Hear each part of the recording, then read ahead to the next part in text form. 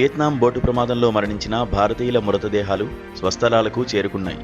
దక్షిణ భారతం నుంచి ఆ దేశానికి విహారయాత్రకు వెళ్లి స్పీడ్ బోట్ తిరగబడిన ఈ దుర్ఘటనలో 3 తెలుగువారు సహా 15 మంది మృత్యువాత పడ్డం అత్యంత విషాదకరం. సంక్రాంతి సీజన్లో అమ్మకాలు బాగా జరిపిన డీలర్లు, వారి కుటుంబ సభ్యులకు ఒక మొబైల్ కంపెనీ ఈ టూర్ ఏర్పాటు చేసిందట. 3 పడవల్లో 108 మంది పెరల్ ఐలాండ్ వెళ్లి తిరిగి ఒడ్డుకు ప్రయాణం కట్టినప్పుడు 32 మంది భారతీయులు, 3 స్థానిక సిబ్బందితో ఉన్న తొలి స్పీడ్ బోట్ బయలుదేరిన 2 నిమిషాల్లో 1/2 కిలోమీటర్ కూడా వెళ్లకుండానే తిరగబడింది. దూకేసిన 20 మంది ప్రాణాలు కాపాడుకోగలిగితే బోటు కింద ఇరుక్కున్న వారు ఆ ఉప్పు నీళ్లలో మునకలు వేస్తూ ఊపిరాడక కన్నుమూశారు. మృతుల కుటుంబాల్లో ఇది తీరని విషాదం నింపితే అప్పటి వరకు తమతో కలిసి సరదాగా గడిపిన కొందరు కళ్ళెదుటే ఆర్తనాదాలు చేస్తూ చనిపోవడం మిగతా వారిని దిగ్భ్రాంతిలో ముంచింది. వియత్నాం ప్రభుత్వం అత్యున్నత విచారణకు ఆదేశించినప్పటికీ ఇటీవలి కాలంలో పర్యాటకులను అమితంగా ఆకర్షిస్తున్న ఆ దేశానికి ఈ ఘటన ఓ మాయని మచ్చ.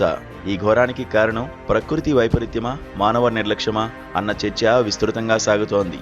ప్రమాదంలో బయటపడిన వారు ఆప్తులను కోల్పోయిన బాధను పంచుకుంటూనే ఆ ఘోరం జరిగిన తీరుతెన్నులను వివరిస్తున్నారు. అల్లకల్లోలంగా ఉన్న సముద్రం, విపరీతమైన గాలి తోడై ఈ బోటు నియంత్రణకు వీలుగానంతగా ఊగిపోయిందని చెబుతున్నారు. కఠినమైన వాతావరణంలో ఈ స్పీడ్ బోట్ హఠాత్తుగా మలుపు తిరగడంతో ఎడంవైపు ఒరిగిందని, ఆందోళనలో ఉన్న పర్యాటకుల్లో అధికులు అటుగా పోయారని అంటారు. మొత్తంగా స్వల్పకాలంలో అత్యధిక బరువు ఒకవైపున పెరిగిపోవడంతో పడవ పూర్తిగా అదుపు తప్పి 80% పైగా ఒరిగిపోయింది.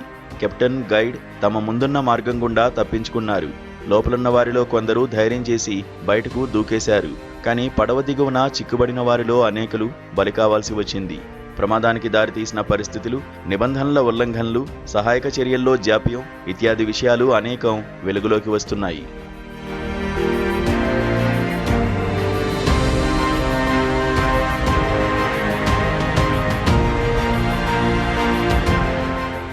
సహాయం తక్షణమే అందలేదన్న విమర్శలను అక్కడి ప్రభుత్వం ఖండిస్తోంది. కానీ ప్రాథమిక చికిత్స వెంటనే దక్కి ఉంటే అనేక మంది బతికేవారని తోటివారు అంటున్నారు.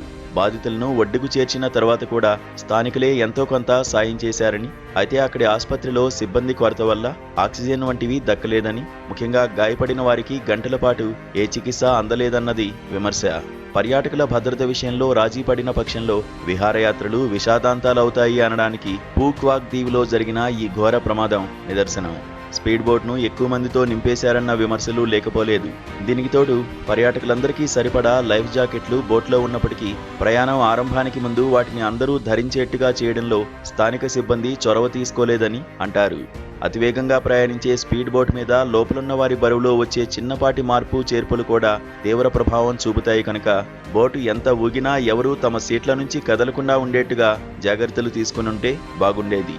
యాత్రని స్పాన్సర్ చేసిన కంపెనీ, టూర్ ఆపరేటర్, స్థానిక సిబ్బంది, పర్యాటకులు కలిసికట్టుగా వ్యవహరించి ఏ దశలోనూ నిబంధనల ఉల్లంఘనకు తావు లేకుండా భద్రతా ప్రమాణాలకు కట్టుబడినప్పుడే ఇటువంటి విషాదాలు జరగకుండా ఉంటాయి.